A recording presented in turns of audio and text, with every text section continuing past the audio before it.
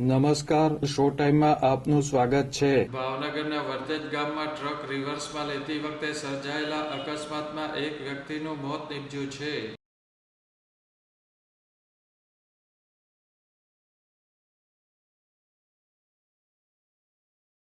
વર્તેજ ગામમાં આવેલ Reliance petrol pump પાસે ગત રાત્રિના સમયે ટ્રકના ચાલકે પોતાનો ટ્રક રિવર્સમાં લેતા પાછળના ભાગે ઉભેલા બાઇક ચાલક સાથે અકસ્માત થયો હતો.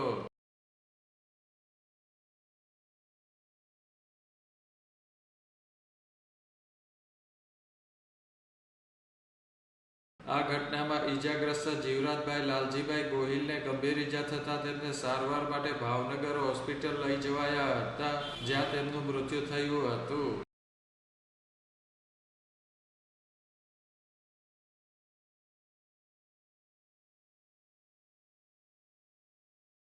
અકસ્માતની આ ઘટના અંગે વર્તેજ પોલીસે તપાસ હાથ ધરી છે.